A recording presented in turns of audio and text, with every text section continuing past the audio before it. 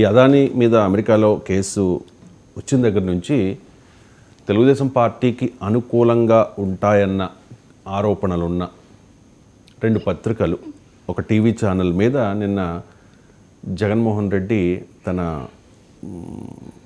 ఆగ్రహం వ్యక్తం చేశారు. సార్, అనవసర ఆరోపణలు చేస్తూ ఉన్నారు, నిరాధార ఆరోపణలు చేస్తూ ఉన్నారు, 48 గంటలు సమయం ఇస్తూ ఉన్న క్షమాపణలు చెప్పకపోతే 100 కోట్లకు పరువు నష్టం దావా వేస్తాను అని చెప్పేసి ఒకసారి జగన్ బైట్ ఆన్ మీడియా నాడు ఆంధ్రజ్యోతి ఇంకా టీవీ5 ఇంకా ఈ ఎల్లో మీడియా గురించి నేను చెప్పాల్సిన పనుల ఇంకా వీళ్ళకు తోడు తందన అంటూ చంద్రబాబు నాయుడుకు సంబంధించిన ఆయన ఎల్లో గ్యాంగ్ సభ్యులు, ఆయన పార్టీయే కాకుండా ఆయన ఎల్లో గ్యాంగ్ సభ్యులు ఇతర పార్టీలో ఉన్న వాళ్ళు, హాఫ్ బేక్డ్ నాలెడ్జ్, సగం సగం తెలిసి సగం సగం తెలియక చంద్రబాబు నాయుడును మాత్రమే మోయాలన్న తాపత్రయం, ఏం చేసైనా సరే జగన్ మీదని బుడత సల్లాలా అనే యావా ఈనాడు ఆంధ్రజ్యోతి ఇంకా టీవీ5 ఇంకా రైట్. సార్, ఆ రోజు నుంచి చూస్తూ ఉన్నాం కదా సార్, పత్రికల్లో బ్యానర్ ఐటమ్ అంతర్జాతీయ స్థాయికి జగన్ అవినీతి అని చెప్పి జగన్ తప్పును అంటే నా క్వశ్చన్ ఏంటంటే మీడియా కథనాల మీద కేసు నిలబడుతుంది, ఏ కేసులు ఎన్ని కేసులు నిలబడి ఏ మీడియా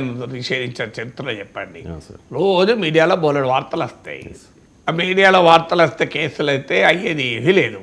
ఇది కూడా ప్రాసెస్ ఆఫ్ పాలిటిక్స్ అంతే. పొలిటికల్గా కంటెస్టేషన్లో భాగంగా పరువు నష్టం కేసులు పెడతారు, లీగల్ నోటీసులు ఇస్తారు. అల్టిమేట్గా అవన్నీ కాదు. అల్టిమేట్గా ఇప్పుడు జగన్మోహన్ రెడ్డి పరువు పోయిందా పోలేదా అన్నది ఇష్యూ కాదు. ఇష్యూ వల్ల అదానీతో కుదుర్చుకున్న ఒప్పందంలో ముడుపులు ముట్టాయా లేదా, అదానీ ఇచ్చాడా లేదా, ఈ ప్రశ్న మీకు ఈ ప్రశ్న మీడియా కూడా కొంత సెలెక్టివ్గా అడగకపోతే తప్పు కదా. తెలుగుదేశం పార్టీ అయినా వాళ్ళ అనుకూల ఈకో సిస్టంలోనైనా జగన్మోహన్ రెడ్డి పైన ఫోకస్, అదానీ పైన ఫోకస్ లేదు.